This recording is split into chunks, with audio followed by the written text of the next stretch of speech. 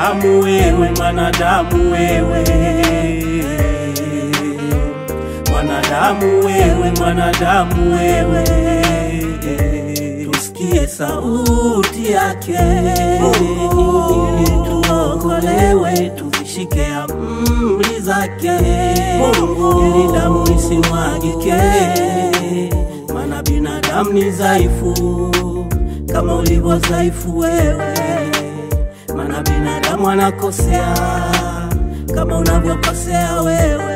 Tusikie sauti yake ili tuokolewe, tuzishike amri zake ili damu isimwagike. Maana binadamu ni dhaifu kama ulivyo dhaifu wewe. Maana binadamu anakosea kama unavyokosea wewe. Mungu akamuita Musa akamwambia, nakupa amri zangu 10. Na Musa akazishika. Akamwambia, mimi ndimi Mungu, kuleni nyama bure kabla wajala matango na makungu. Ikawa mchana ikawa usiku, Bwana kutahamaki wale watu wa Musa wakandamana. Wakasema, tumechoka kula bure, ndio chanzo cha kulima maboga, magimbi na mahole. Wakakataa chakula cha bure, kutaka kula kwa jasho. Hapo ndo utajua kuwa binadamu michosho. Mungu akamleta nabii mwingine, jina lake Yesu. Yeye aliponya vipofu, alifufua mpaka wafu, ila walimsulubu kwa mijeredi tena bila haya. Hatari sana, hawa ndo binadamu haya. Wakaandamana, wakamzihaki, wakamshtaki, wakasema aliokoa wengine, ajiokoe mwenyewe kudadeki. Binadamu si ni dhaifu, hata tutendewe nini atuliziki, ila kusamehe ni bora sana kuliko kujenga chuki. Vipi Mungu angesema hesabu maovu yetu?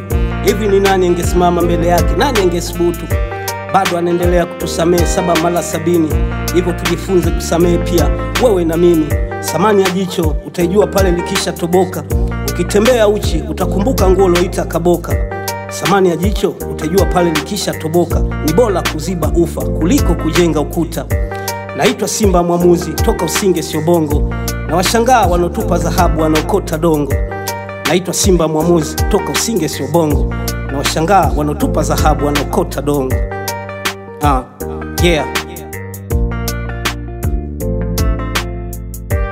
Tusikie sauti yake ili tuokolewe, tuzishike amri zake ili damu isimwagike.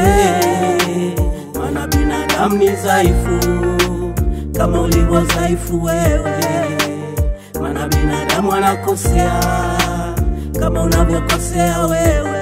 Tusikie sauti yake ili tuokolewe, tuzishike amri zake ili damu isimwagike. Maana binadamu ni dhaifu kama ulivyo dhaifu wewe.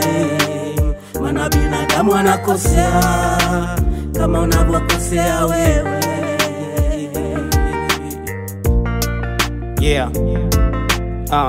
Mungu bariki Tanzania. Mungu iponye Tanzania. Amen.